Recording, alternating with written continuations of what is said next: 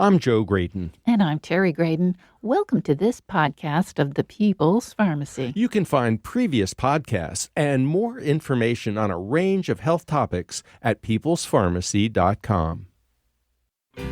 It's been said that the eyes are the windows to the soul. Cutting-edge science suggests they're the windows to the brain. This is the People's Pharmacy with Terry and Joe Graydon.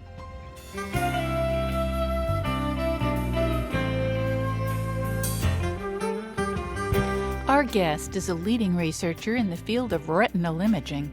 Her team has developed diagnostic techniques to identify people with mild cognitive impairment or Alzheimer's disease from scans of the eye. Dr. Sharon Fakrad is in our studio today. Not only can she tell us about her latest research, but she can answer your questions about a variety of eye problems. Call in your questions to 919-962-9862 or email radio@peoplespharmacy.com. Coming up on the People's Pharmacy, seeing the brain through the eyes. In the People's Pharmacy Health Headlines, this week, the FDA approved updated boosters against COVID-19. The CDC followed suit with a recommendation that Americans seek this protection against the XBB-related variants that are now circulating. Dr. Peter Marks is director of the FDA's Center for Biologics Evaluation and Research. He said, "The public can be assured that these updated vaccines have met the agency's rigorous scientific standards for safety, effectiveness, and manufacturing quality. We very much encourage those who are eligible to consider getting vaccinated." Dr. Paul Offit is a leading expert on vaccinology and serves on the FDA's Vaccine Advisory Committee. He's been a guest on the People's Pharmacy radio show numerous times. According to Dr. Offit, the vaccine will be best used to protect highly vulnerable people, such as those over 75 and those with chronic health conditions. He suggests that healthy, young, and middle-aged people probably have enough immunity to this virus from prior vaccination or infection that they won't benefit much from this booster. Proton pump inhibitors are the most popular heartburn medicines in the pharmacy. Familiar brand names include Nexium, Prevacid, and Prilosec. They work by suppressing the stomach's production of acid. New research published in the journal BMJ Evidence-Based Medicine shows that a natural product, curcumin, works just as well as omeprazole. The investigators recruited 206 Thai patients with chronic heartburn and randomly assigned them to take omeprazole, curcumin, or both.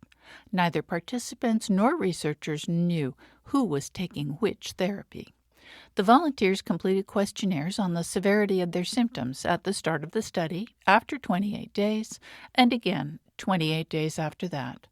All had improved significantly over baseline, and there were no significant differences among the groups.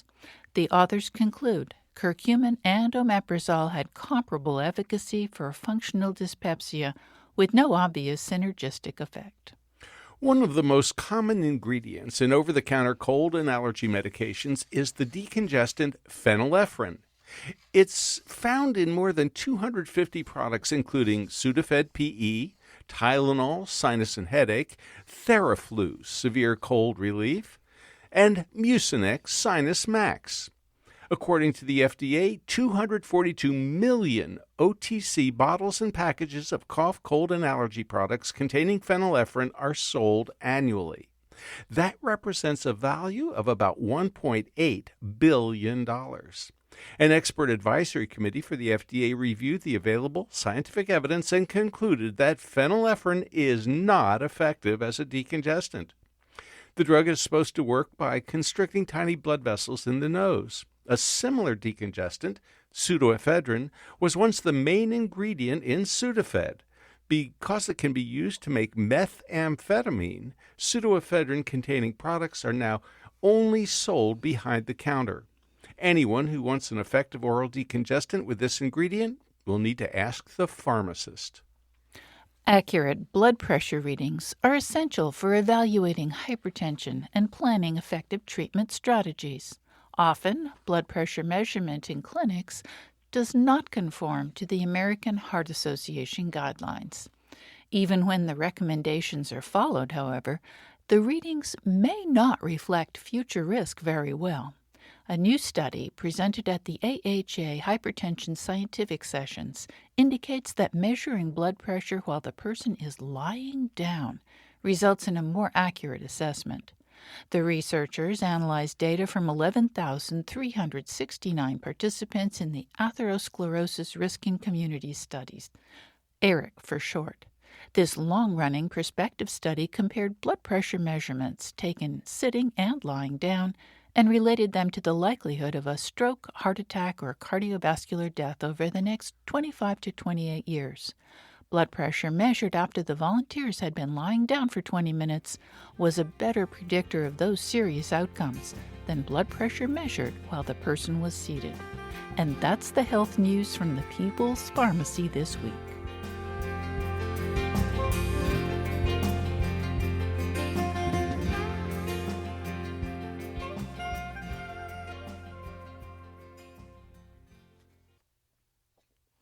Welcome to the People's Pharmacy. I'm Terry Graydon. I'm a medical anthropologist. And I'm Joe Graydon. I'm a pharmacologist. Today we're discussing your eyes and your health. In a bit, we'll open the phone lines for your questions and stories. Our number is 919-962-3366. But first, let me introduce our guest, Dr. Sharon Fekrat. She is professor of ophthalmology and neurology and associate professor of surgery at Duke University Medical School. Dr. Fekrat is a vitreoretinal surgeon and has been director of the Duke Vitreoretinal Surgery Fellowship Program. She's associate chief of staff at the Durham VA Healthcare System and director of the Duke iMind Research Group. In addition, she's past president of the North Carolina Society of Eye Physicians and Surgeons and the editor of the book All About Your Eyes, along with Dr. Tanya Glazer and Dr. Henry Fung. Welcome to the People's Pharmacy, Dr. Fekrat. Thank you. Thank you so much for having me today. We're so pleased to have you in studio and able to answer questions from our listeners. Our lines are open for your questions about eye health. The number again, 919-962-3366. You can email us, radio@peoplespharmacy.com. That number, 919-962-3366. Dr. Fekrat, we have asked you here to tell us all about your research. We understand that there are ways of taking special images of the retina at the back of the eye, and that analyzing those images can actually tell you something about what's going on in the brain. So from that very rudimentary start, can you tell us a bit more about your research, please? Oh, yes. Thank you so much, Terry. I would love to. Our research, which we call iMind, where we get multimodal retinal images, and the retina is the wallpaper in the back of the eye that is actually an extension of the brain. The retina is very easily imaged and examined, unlike the brain, which is hiding inside our skull.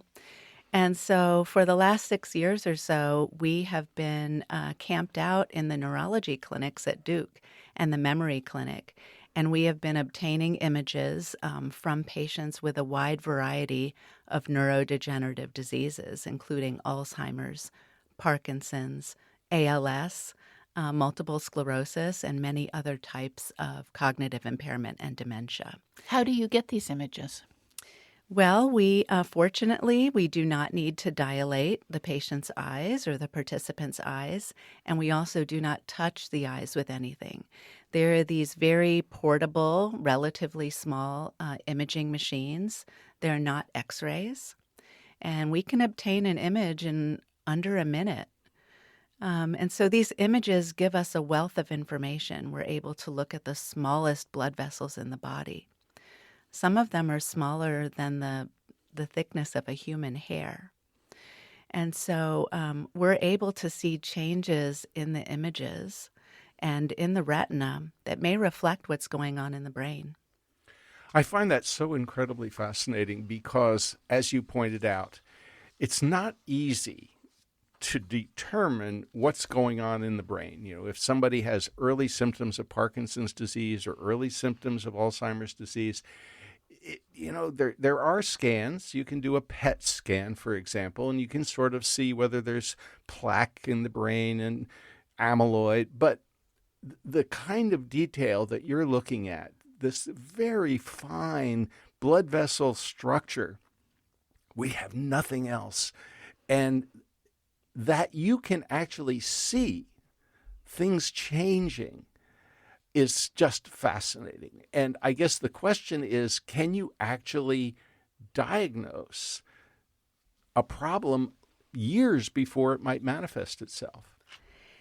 That's an excellent question. Ultimately, that's our goal, to be able to use these images from the eyes to pick up conditions before there are any clinical symptoms, early enough that new treatments that scientists all over the world are working to identify can be more effective earlier on in the disease state.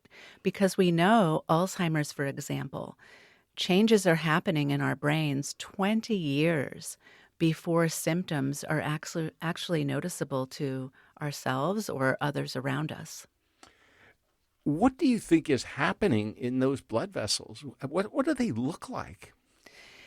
So, we're at a stage of our research where we don't quite understand what came first, the chicken or the egg. So in individuals with Alzheimer's, in individuals with Parkinson's, and mild cognitive impairment and other conditions, we are seeing loss of the very small blood vessels in the retina. 5 microns in diameter is the size of these little blood vessels. How can we interpret what 5 microns would look like? Indescribably tiny. It is smaller than the width of a human hair. And what we're observing is sort of a moment in time. So we don't really know, did the disease come first and then the loss of the small blood vessels in the retina, which mean that also there's loss of small blood vessels in the brain? Or did that come first and the symptoms later? So we're studying participants over time now. And maybe with the addition of machine learning, which is a type of artificial intelligence, AI, that can notice changes in these images that we are unable to detect with our standard metrics. So tell us a bit about the machine learning, please. So machine learning, we've all heard a lot about. It's a very, fancy term, and it's a type of artificial intelligence. And machine learning is a computer code or model or algorithm, and we train it basically.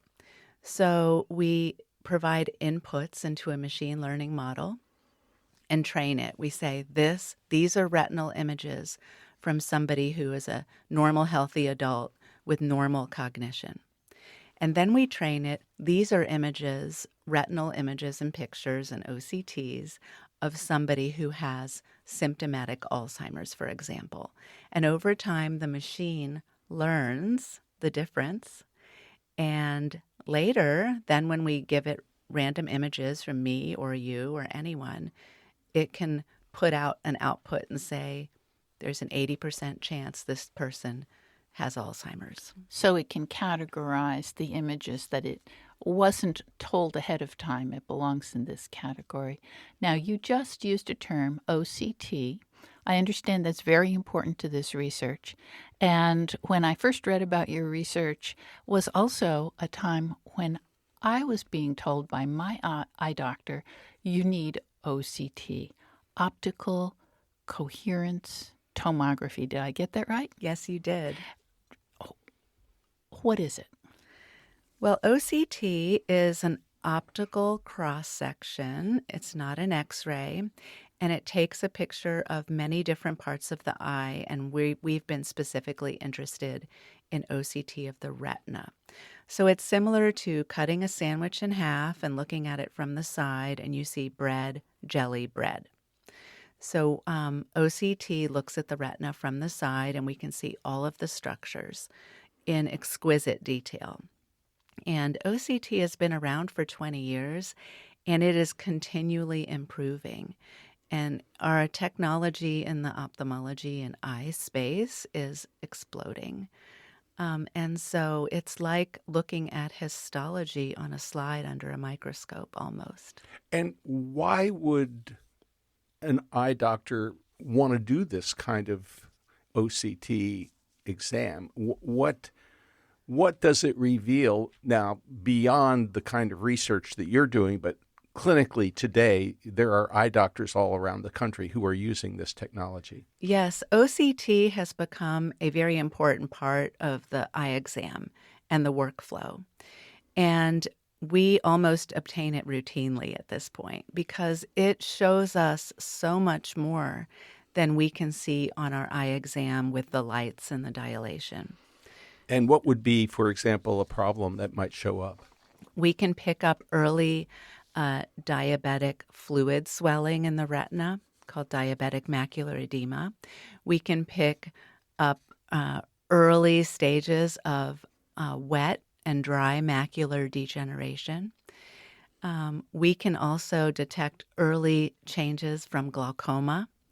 So there is a long list of conditions that we can detect, even things that are affecting the whole body. So should patients start asking if they can have an OCT exam, especially if they're concerned about macular degeneration or diabetic complications? I would recommend that. I think if it were me, I would like to have an OCT of my retinas. We have an email from Kathy. She asks, will local ophthalmologists be able to look at the eye for cognitive impairment, or is that only specialists at, for example, training hospitals?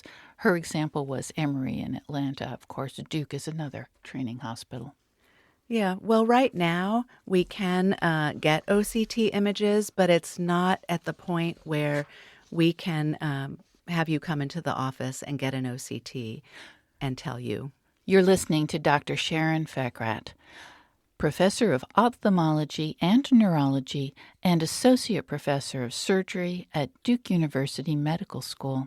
She's director of the Duke iMind Research Group and editor, along with Dr. Tanya Glaser and Dr. Henry Fang, of the book All About Your Eyes. After the break, we invite your calls about eye health. Have you been told you have glaucoma or macular degeneration? What's working well for you, and what problems have you encountered? Our lines are open at 919-962-3366. If you get a busy signal, you can email us, radio@peoplespharmacy.com. That number again, 919-962-3366. Or you could send us a tweet. We're at People's Pharmacy. Do they still call it a tweet, even though it's X now? Yeah. Send us an X. That sounds weird. Yeah, it does. Okay. 919-962-3366. You're listening to The People's Pharmacy with Joe and Terry Graydon. This podcast is made possible in part by CocoVia, maker of the most proven and concentrated flavanol extract in the market today, CocoPro, cocoa extract. September is Healthy Aging Month, and a reminder that it's never too late to get started on better health practices, like finding a wellness routine that works for you. Part of that routine can be adding clinically proven cocoa flavanols to your daily regimen. Whether you're looking to prioritize your heart health or your brain health, you can find a supplement to fit your needs with CocoVia. All CocoVia supplements contain the #1 bioactive flavanols, CocoPro, backed by more than 20 years of research. These powerful bioactive nutrients are clinically proven to promote cardiovascular health, and improve cognitive function as you age, so you can stay physically active and mentally sharp for healthy years ahead.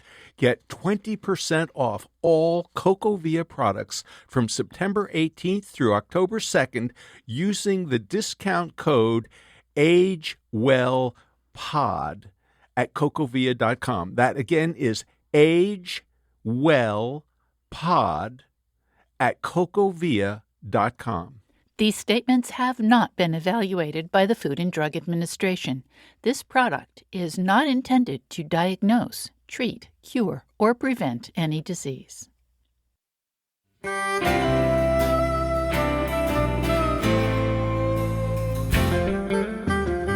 Welcome back to the People's Pharmacy. I'm Terry Graydon. And I'm Joe Graydon. The People's Pharmacy is made possible in part by CocoVia Dietary Supplements.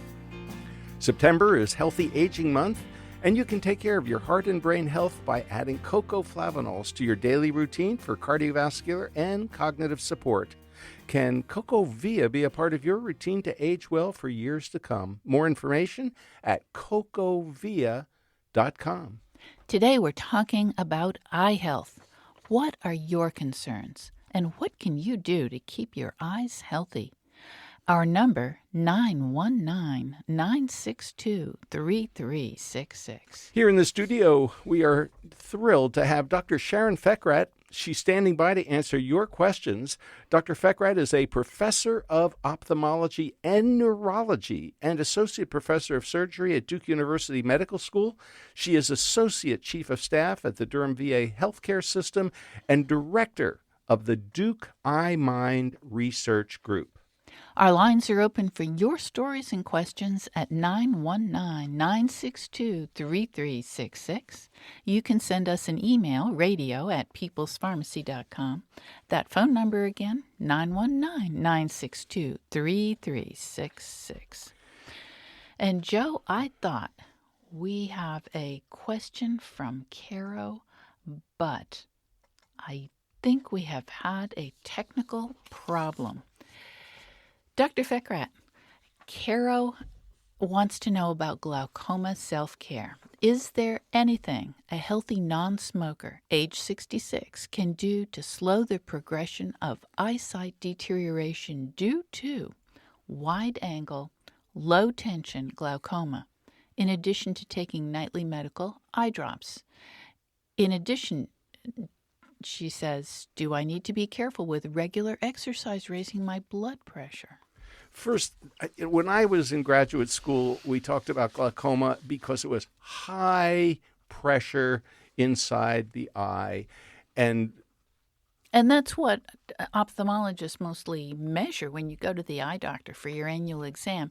They've got that little thing that measures the pressure in your eye. It bounces off your eyeball, but you don't feel it because there's a local anesthetic. And we used to give beta blockers, both orally or eye drops, like Timolol. Yes, Timolol. And now things have changed a lot. So first, tell us, what is this low pressure, low tension glaucoma thing, and what can be done about it? So traditionally, glaucoma has been defined as high eye pressure, as measured in the office. And normal eye pressure is between 9 and 21 millimeters of mercury. So anything above that had traditionally been considered glaucoma. You know, glaucoma is high eye pressure or pressure that's too high for your eye, that can then damage the nerve fibers in the eye and slowly cause loss of your peripheral vision. And so low tension glaucoma is when your eye pressure is in that normal range between 9 and 21 millimeters of mercury, but too high for your eye, and then it could lead to damage. So number one is don't miss your eye drops. Make sure that you're putting them in properly as scheduled and give them a minute to soak in before you put another one in. Sometimes people are on more than one eye drop. Number two, we have learned, although we're still learning, that perhaps being healthy otherwise, eating healthy, keeping your sodium down, keeping your blood pressure under control, exercising may indeed help your eye pressure too. So, Caro's question about do I need to worry about regular exercise raising my blood pressure? Presumably, you're saying, Caro, keep exercising. Correct. Our blood pressure does go up when we exercise. It goes up in a variety of other situations as well, but over time, the benefits of exercise outweigh the temporary rise in blood pressure while exercising. Now, Okay. this idea of low pressure glaucoma, especially at night, because things happen at night when we're sleeping that we have no idea about. Why is that a potential problem? Well, at night when we're sleeping, we typically sleep on our left side or our right side in terms of how our head is positioned. And there's a lot of exciting research going on now to try to determine if the eye that's on the side of the pillow, the dependent eye, has a higher eye pressure and may be more likely to have further loss from glaucoma. So, more to be determined about that. Aha. I guess in that case, you'd end up having to sleep on your back. So you're perfectly even. Well, a lot of folks do like to sleep on their back to decrease the wrinkle formation. Oh, I never heard that before. Aha. Something I hadn't thought of. Well, thank you for the call, Carol. We're sorry we couldn't get you on the air. Where do we want to go next, Terry? I think let's see if we can get to Adrian in St. Petersburg, Florida. Adrian, welcome to the People's Pharmacy. Your question, please. Hello. I'm a 51-year-old male in pretty good health, and I've been talking to my eye doctor for years about floaters. And I was wondering, what is the latest research on floaters? Is there anything that can be done to eliminate or minimize them? Well, hi there. That's an excellent question. So, floaters can be very common. One of the first things that we try to determine, though, is what is causing the floaters. Well, before you go any further, Dr. Feckrat, what's a floater? Yes, so a floater is one or more spots or cobwebs or shapes in your vision that float around. And they can float right and left. It's something that's not fixed in position. Okay, and do we have any idea what causes them? So we want to make sure that it's not blood or pigment or a rare parasite. Whoa, whoa, whoa, whoa, whoa. A parasite? Oh, that sounds really awful. Yes, very rarely. I would say once in a blue moon, maybe not as commonly in this country. But yes, someone who eats undercooked meats, who may have infestation from parasites, rarely could have one under the retina or in the vitreous humor floating around. We have an email from Gary, and Gary says, I'm 65. I have floaters that are occasionally very noticeable, but mostly they're not a current issue. Will they get worse? Will cataract lens replacement solve the problem? So cataracts do not solve the problem of floaters, and that's an entirely separate condition.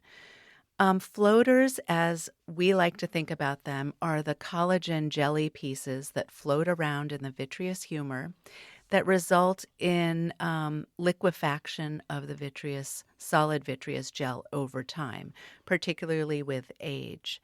And so they may increase temporarily, but if they suddenly increase and you have flashes of light like lightning or any other symptoms, you should very promptly go to your eye doctor to make sure you don't have a tear in the retina or a retinal detachment. Okay, so if you have had you've been to the eye doctor, he or she says you don't have a tear, what then can be done about the floaters? Well, generally, we prefer the passage of time. We like to wait and observe them because usually in most situations, these vitreous floaters settle with gravity over time out of the visual axis and are no longer noticeable to the individual. However, rarely they can be persistent and cast shadows on the retina and interfere with your daily functioning. And in those situations, if there's one discrete floater, we may sometimes discuss lasering it into smaller pieces, but that doesn't tend to be commonly suggested due to the risks. Another option is to have a surgery to remove the vitreous humor, which has a 1 to 2% risk of retinal detachment, infection, or bleeding. So we tend to be cautious and observe them for a while and then discuss these options further. Okay, let's go to Maxine in Dallas, Texas. Welcome to the People's Pharmacy, Maxine. Your question, please. Hi. I have been diagnosed with a vitreous hemorrhage due to an injection from my retina specialist of a steroid that I take for a condition in that same eye. When I went there, he told me to just sleep with my head elevated, and in about a month that situation, the blood would dissipate. It's about 3 weeks, and there's been a little improvement, but not a whole lot. And I'm kind of in a quandary. Can you help me out, please? Yes. So, as you mentioned, we do perform injections of medications into the vitreous of the eye. And less than 1% of the time, there are some risks and challenges that can develop. And one of those is a vitreous hemorrhage or bleeding in the vitreous, as you describe. Usually over time, that blood that's mixed in with the vitreous gel does clear on its own over time. As long as there aren't any other conditions developing that we might concern ourselves with, such as a retinal tear, we'll give it sometimes up to 3 months to clear. And the fact that it's just starting to clear at 3 weeks is a good sign. Once it's starting to clear, then we'll wait longer to give it a chance. If not, there is a surgery option to clear that for you. We have a message from Derek who says, will staring at a computer screen degrade your eyes? And that kind of brings to my mind a question that came up this week. I think one of your colleagues at Duke mentioned that children are developing myopia, nearsightedness, at a rather alarming rate, and has linked that to staring at screens. I assume that could also be cell phones, iPads, other kinds of pads. So what's the deal on computer screens for the rest of us? Because goodness knows I spend hours a day staring at a computer screen. Any concerns?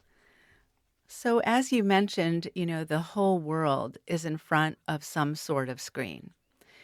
And as an adult, staring at a computer screen is not thought to cause any direct damage to the eye. In fact, studies looking at blue light have not found to be detrimental. I have seen some literature, and I think more work needs to be done, that perhaps the light from these screens may affect our pineal gland and may affect our hormonal balance and may contribute to hormonal cancers. And so I think that more work definitely needs to be done in that space. For children, we know that some children are genetically predisposed to develop myopia or nearsightedness. And the environmental factors then can play a role in the development. And one of those is extended near work. Mm-hmm. Being on a screen is near work, and so that may exacerbate the development of myopia. And so it's often recommended to take a break after about 20 minutes of near work, look away for 20 seconds at something 20 feet away. Okay, 20. Let's go to Marlene in Philadelphia. Marlene, welcome to the People's Pharmacy. What's on your mind? Hi, thank you for taking my call. Yes, I've been told by my eye doctor that I have something called macular change, and we do monitor it frequently, twice a year. my question is related to symptoms from the sun and the excessive light. How do I clear the marks that are left on my eyes? Is there supplements or some kind of treatment that I can get relief? And thank you for your question. Did you say macular change? Change. Yes. So my OCT, just both of them, my retinas have a small bump on them, and it hasn't changed, but it's monitoring it, and it does impact my vision. Right. So it's hard to know from that, since it's not an official diagnosis, exactly what it could be. Sometimes when it's not macular degeneration, but there is actually a change on the OCT, we may just call it a change in the macula. And usually that can be some little pigment clumping or pigment change that is quite common, and we don't know exactly what causes it. But we'll often recommend protecting your eyes from ultraviolet light and wearing sunglasses when you're outside, enjoying dark green leafy vegetables to help the macula, as long as it's okay by your medical doctor to eat those on a daily basis. And some medications, such as certain blood thinners, can interact with dark green leafy vegetables. We have an email from Zach. Zach says, I'm a computer engineer on screens all day for work and play, so my livelihood depends on healthy eyes. What would you recommend to protect my eyes? Well-lit desk office, take breaks, focus on faraway objects out my window, curved monitors so my eyes don't have to refocus when I look at my screen, use OLED panels in dark mode, and I can't read his last question. So that's a lot of questions. That's a lot of questions. Let's start with just the first one, which was, what can I do? Yes. What can a computer jock like Zach do about all that screen time? Well, like you, I'm in front of the screen for much of my time as well.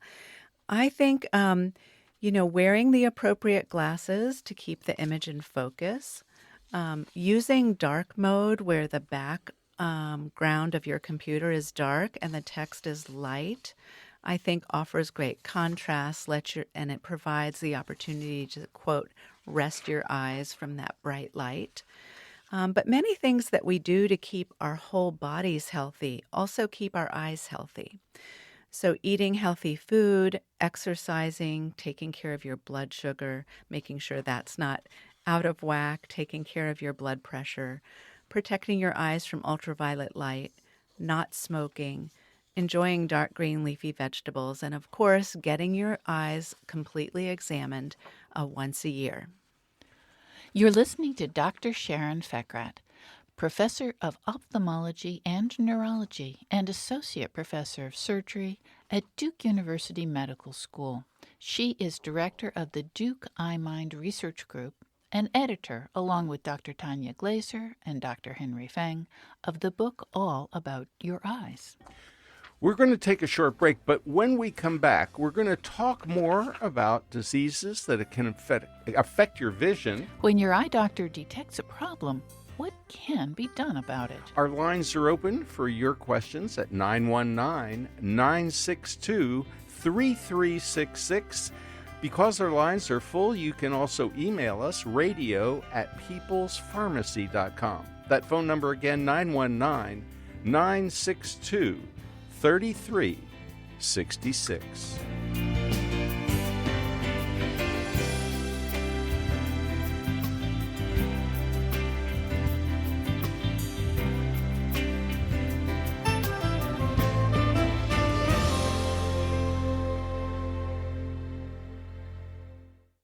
You're listening to The People's Pharmacy with Joe and Terry Graydon. This podcast is made possible in part by Gaia Herbs. For more than 30 years, Gaia Herbs has nurtured the connection between people and plants to deliver nature's vitality. Their full-spectrum formulas are designed to provide an herb's complete array of beneficial compounds with nothing artificial to get in the way. Learn more at GaiaHerbs.com. That's GAIA herbs.com.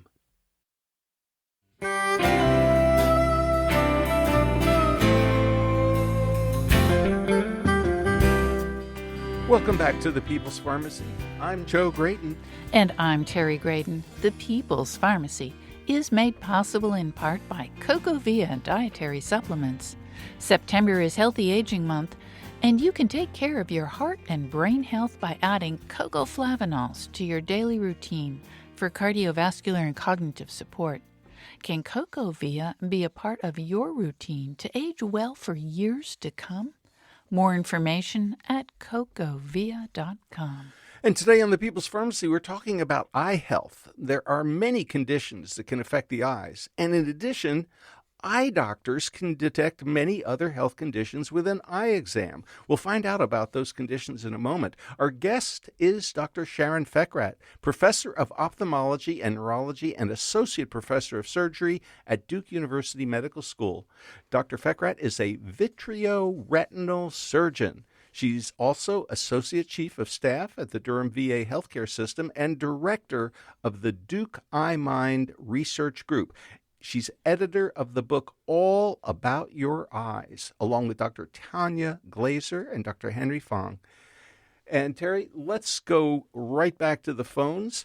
And before we do that, I have an email from Tom. He says, "Hi, People's Pharmacy. I have a retinal pucker. Unfortunately, it's near the focal area of my dominant eye. What's the cause, likely course, and potential treatment for this condition? What is a retinal pucker?" That's an excellent question. So retinal pucker or macular pucker has a lot of nicknames. We call it a wrinkle, a cellophane maculopathy, or an epiretinal membrane. And you didn't do anything to develop this. This can happen commonly in individuals over time, particularly in folks over 50 years old. And so when the vitreous gel of the eye liquefies and separates from the retina wallpaper, it can sometimes leave a residue on the central vision of the retina called the macula. And it just sits there like a saran wrap, and 90% of these never change. But 10% can change over time, and they wrinkle a little bit. They can cause some distortion in the central vision of just that eye and can blur the central vision. So if the vision is blurred, and it's better than 20/40 on the eye chart, we'll generally recommend observation and let it sit. If it blurs the vision more centrally, our other option is a surgery option, since we currently don't have pills or eye drops or laser to treat a macular pucker. And that surgery is vitrectomy surgery, which has had very good success rates and continues to improve over time with just a 1% risk. So those are your options at this time. That brings up a question. Some people have heard about a detached retina, which I understand is a serious complication for the eyes. What is it, and what do you do about it? Yeah, so retinal detachment is something that can happen to any of us, but there are risk factors that make it more likely. Number one is nearsightedness, family history of a retinal detachment, or an eye injury, or even prior eye surgery, including cataract surgery. So the retina is the retina wallpaper inside the eye behind the pupil. And it can develop a hole or a tear from the vitreous humor that we've been talking about that pulls at it. It's like the wallpaper. If there's a little hole in the wallpaper somewhere, the fluid in the eye or the air in the room can go through that and separate or detach the retina from the wall of the eye. And that is an urgent situation in most cases, and we recommend surgery to fix that. And what would be a symptom? Very rarely there are no symptoms, but more likely than not, the symptoms are flashes of light like lightning, dark little spots floating or new floaters, as we had talked about, or a dark shade coming over the vision from any side. And what can you do? The most important thing is to get to your eye doctor right away, even if it's a holiday or, late at night on a Sunday. It's very important to go in. And we fix it with surgery in the operating room. We have a hard silicone band that we sometimes put around the eye to support it, like a 2x4 in the wall, so to speak, or vitrectomy surgery, which actually was invented at Duke in 1970, where we make 3 little holes in the white of the eye and go inside behind the pupil. We remove the vitreous gel, which can be a problem to have in there, and then put the retina back in place, laser it down, and let it heal with a gas bubble or an oil bubble in the eye. And the fluid comes back. And the fluid does come back. The aqueous humor then fills that vitreous cavity. Now, we promised to tell people why they need to have regular eye exams. What kinds of conditions can you detect on an eye exam? A complete dilated eye exam is really the window to your brain, the window to your systemic health because of all the structures that we can see in there.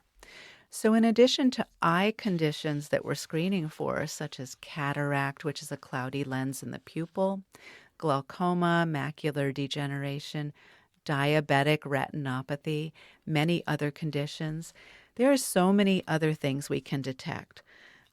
Consequences of COVID, syphilis, tuberculosis, HIV, herpes, vitamin B12 and folic acid deficiencies, thyroid eye disease, so many things. And hypertension. You can see the consequences of high blood pressure. Yes, and sometimes also heart disease.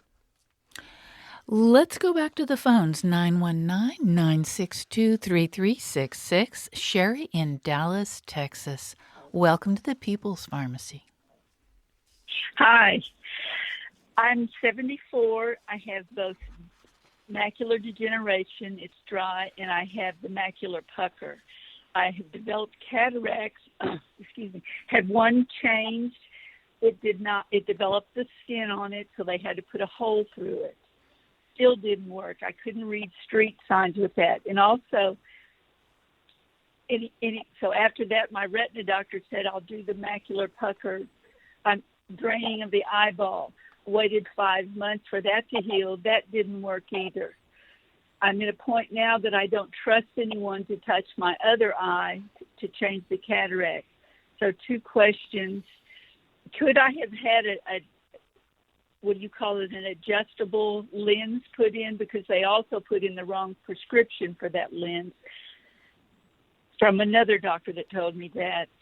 And can that lens be changed at all?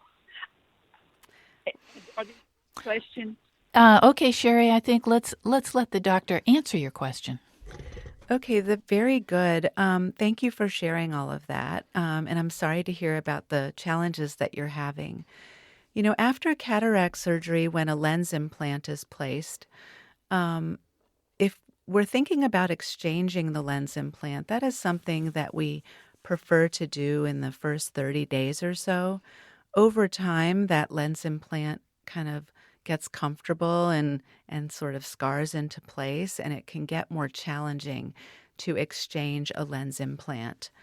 As you know, there are so many kinds of lens implants to choose from, especially nowadays, and those lens implants, we try to tailor them to the other conditions in the eye.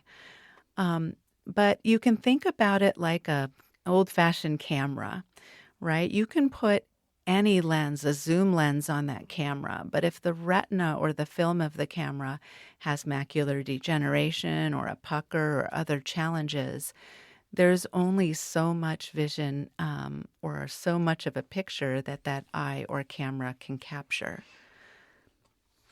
Let me ask you a quick email question from Jim. He says, eye doctors recommend wearing sunglasses. My question, Do cheap sunglasses from the dollar stores provide adequate protection for the eyes? And if not, where should I buy good sunglasses? I often wear my sunglasses over my prescription eyeglasses. That is a question I think we've all wondered over time. And I have learned that as long as the sunglasses, no matter where you purchase them from, say that they protect you from ultraviolet A and B light, then they're safe to use. Okay, but they have to have a notification on them. They protect from both UVA and UVB. Let's go to Joe in New York. Welcome to the People's Pharmacy, Joe. Hi. Hey, I was wondering about diabetic eye disease. Like what levels of blood sugar, where is the danger zone? And like how long of time does it take to start affecting your eyes? I love that question. So every person is different. And some very important things to remember about diabetes in your eyes is number one, take care of that blood sugar. The cookie or the rice or whatever it is just not worth it because it affects poorly controlled blood sugar or blood sugar that's just up and down, and some can be very challenging to manage. Over time, and that's usually months or years, can damage the small blood vessels in the body. So not only the retina, but the kidneys and the feet and the heart and the brain and other structures. And diabetic retinopathy, diabetes can affect the eyes and be causing a lot of damage with no symptoms. So it's very important to get a good dilated eye exam when you're diagnosed with diabetes, and then they'll tell you how often to come back. That is something that if you catch early, it can be treated easily. When it's caught very late, it's a challenge. And I have become a big fan of continuous glucose monitoring. These little devices that you stick on your arm, they're there for 2 weeks. You can see what happens when you eat a cookie in the middle of the afternoon. It's not pretty. Your glucose levels go up really fast. And even if you don't have diabetes, maybe it's prediabetes, or you're just concerned about how your diet affects your blood sugar, one of these devices is really, really helpful. Unfortunately, insurance won't pay for it. And they're very pricey. So maybe you just shouldn't eat cookies. No, well, there's another possibility. Of course, that's a tall order here. What about contacts versus glasses versus surgery, laser surgery? So, some of us, in order to see clearly, need help, and that can be in the form of glasses or contact lenses. And then there, of course, are a wide variety of surgical procedures, including a laser type of surgery to, quote, get rid of your glasses.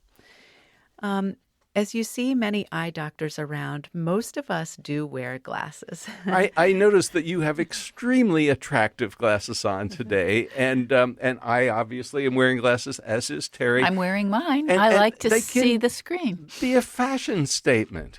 They can be for sure, and especially now there are so many different ways to get frames and have them available to you.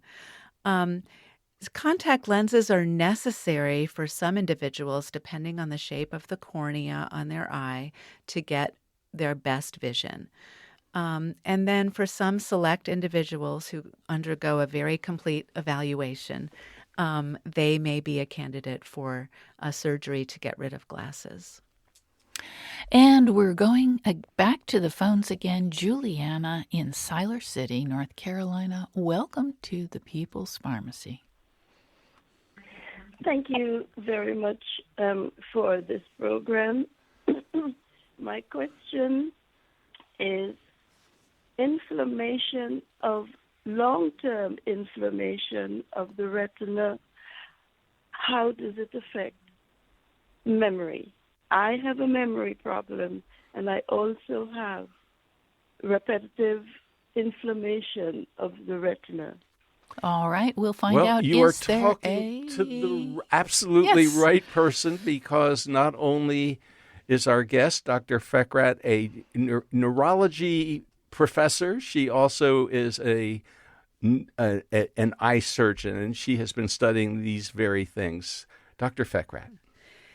So inflammation in the eye is not normal because normally we don't have inflammation happening in our eyes. We categorize inflammation as uveitis, and there's many, many different kinds.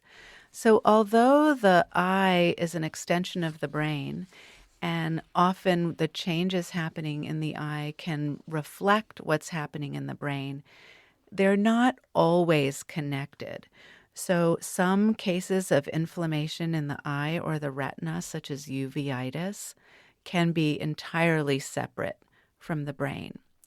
So it's very important for you to perhaps see a retina specialist if you haven't already, particularly a uveitis specialist, and we have several at Duke, and there are others out there, and perhaps a neurologist as well, and they can put their heads together to figure out the next best steps for you. We have an email from Karen who wants to know, where can I get one of those classy eye scans? And is there any remote artificial intelligence interpretation available? So at this time, you can get an OCT image almost at any eye doctor's office. If you're interested in participating, particularly in the iMind research study, you can send an email to imind@duke.edu. But at this time, the machine learning, the remote artificial intelligence algorithms are not quite ready for prime time since we still have much more work to do, but we're definitely headed in that direction. All right. Well, that is all the time we have today. Thank you for listening and for sharing your questions. And thanks to Dr. Sharon Fekrat. She's professor of ophthalmology and neurology and associate professor of surgery at Duke University Medical School. Dr. Fekrat is a vitreoretinal surgeon and has been director of the Duke Vitreoretinal Surgery Fellowship Program. She's associate chief of staff at the Durham VA Healthcare System and director of the Duke iMind Research Group. In addition, she's past president of the North Carolina Society of Eye Physicians and Surgeons and editor of the book All About Your Eyes, along with Dr. Tanya Glazer and Dr. Henry Fang. The People's Pharmacy is a co-production of North Carolina Public Radio, WUNC, with the People's Pharmacy. Lynn Siegel produced today's show. Pamela Alberta and Ayasi Chinflu provided technical assistance. Al Wadarski engineered. The People's Pharmacy theme music is by B.J. Liederman. The People's Pharmacy is made possible in part by CocoVia Dietary Supplements. This is National Wellness Month. Adding cocoflavanols to your daily routine can help with a strong heart and cognitive support. How can CocoVia be a part of your wellness habits? More information at cocovia.com. Today's show is number 1356. You can find it online at peoplespharmacy.com. You can subscribe to our podcast through your favorite podcast provider. We post the show on our website on Monday morning. If you go to peoplespharmacy.com, you can sign up for our free online newsletter. It's an easy way to stay on top of the breaking health news. By subscribing to our newsletter, you'll find out about our next podcast and what's coming up in future shows. In Durham, North Carolina, I'm Joe Graydon. And I'm Terry Graydon. Thank you so much for listening, and please do join us again next week. Oh.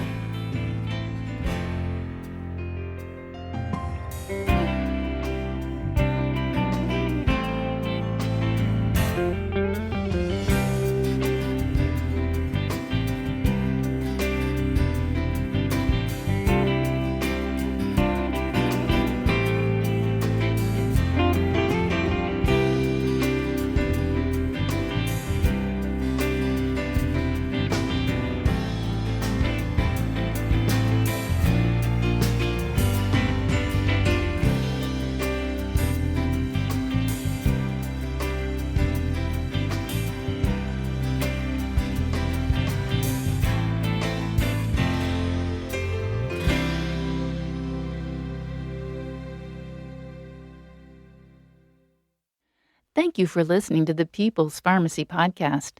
It's an honor and a pleasure to bring you our award-winning program week in and week out. But producing and distributing this show as a free podcast takes time and costs money. If you like what we do and you'd like to help us continue to produce high-quality, independent healthcare journalism, please consider chipping in. All you have to do is go to peoplespharmacy.com/donate. Whether it's just one time or a monthly donation, you can be part of the team that makes this show possible. Thank you for your continued loyalty and support. We couldn't make our show without you.